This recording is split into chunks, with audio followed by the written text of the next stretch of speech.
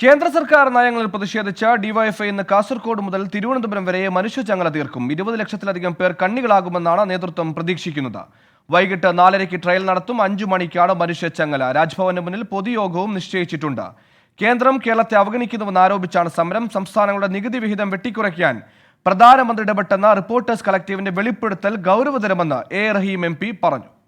DYFI മുഖ്യമന്ത്രിയുടെ നേതൃത്വത്തിൽ ഡൽഹിയിൽ നടക്കുന്ന പ്രക്ഷോഭത്തിന് പരിപൂർണമായ ഐക്യദാർഢ്യം പ്രഖ്യാപിക്കുകയാണ്.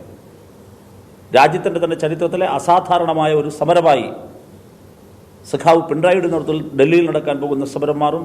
ആ സമരത്തിന് ഡിവൈഎഫ്ഐ അഖിലേന്ത്യാ കമ്മിറ്റി ഐക്യദാർഢ്യം പ്രഖ്യാപിക്കുന്നു. പ്രധാനമന്ത്രിയുടെ ഓഫീസുമായി ബന്ധപ്പെട്ട് ഇപ്പോൾ പുറത്തു വന്നിരിക്കുന്ന റിപ്പോർട്ടേഴ്സ് കളക്ടീവിൻ്റെ ഈ നികുതി വിഹിതം സംബന്ധിച്ച് പുറത്തു വന്നിരിക്കുന്ന പ്രധാനമന്ത്രിയുടെ ഭരണഘടനാവിരുദ്ധമായ ഇടപെടൽ സംബന്ധിച്ചുള്ള സ്ഥിരീകരണം അങ്ങേയറ്റം ഞെട്ടിപ്പിക്കുന്നതാണ്.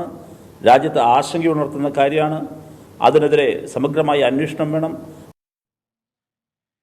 AV ജയശങ്കർ തിരുവനന്തപുരത്ത് വന്ന വിശദാംശങ്ങളുമായി ചേർന്നു. ജയശങ്കർ, സമാന വിഷയവുമായി ബന്ധപ്പെട്ട് മുഖ്യമന്ത്രിയുടെ നേതൃത്വത്തിൽ പ്രതിഷേധത്തിന് ഒരുങ്ങുന്നതിന് മുന്നോടിയായാണ് യുവജന സംഘടനയുടെ പ്രതിഷേധം. എന്തൊക്കെയാണ് വിവരങ്ങൾ?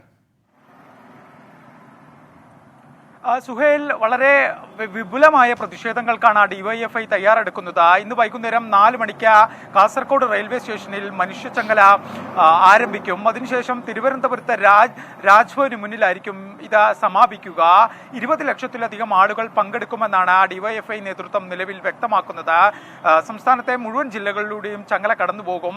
ചില ജില്ലകളിൽ ചങ്ങല കടന്നുപോകാത്ത ജില്ലകളിലെ പ്രവർത്തകരോട് മറ്റ് ജില്ലകളിലേക്ക് എത്താൻ നിർദ്ദേശിച്ചിട്ടുണ്ട്. വയനാട്ടിൽ ഒരു ഉപചങ്ങലയായിരിക്കും ഉണ്ടാവുക.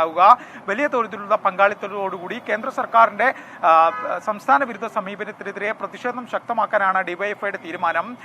ഫെബ്രുവരിയിൽ LDF നടത്തുന്ന പ്രതിഷേധ പരിപാടികൾക്ക് മുന്നോടിയായിട്ടുള്ള ഒരു പ്രതിഷേധമായി കൂടി ഇതിനെ കാണാം. കേന്ദ്രത്തിനെതിരെ തെരഞ്ഞെടുപ്പ് കൂടി അടുത്തു നിൽക്കുന്ന സാഹചര്യത്തിൽ പ്രതിഷേധങ്ങൾ വിപുലീകരിക്കുക എന്ന ലക്ഷ്യത്തോടു കൂടിയാണ് ഇത്തരത്തിലൊരു ചങ്ങല എന്തായാലും ഡിവൈഎഫ്ഐ സംഘടിപ്പിക്കുന്നത്. കാസർഗോഡ് എ റഹീം MP ആദ്യ കണ്ണിയാകും. അവസാന കണ്ണിയായി EP ജയരാജനായിരിക്കും തിരുവനന്തപുരത്ത് പങ്കെടുക്കുക. തിരുവനന്തപുരത്തെ സമാപന സമ്മേളനം CPM സംസ്ഥാന സെക്രട്ടറി MP ഗോവിന്ദൻ മാഷായിരിക്കും ഉദ്ഘാടനം ചെയ്യുക. എന്തായാലും 5 മണിയോടുകൂടിയായിരിക്കും തലസ്ഥാനത്ത് ഈ ചങ്ങല കോർക്കുക.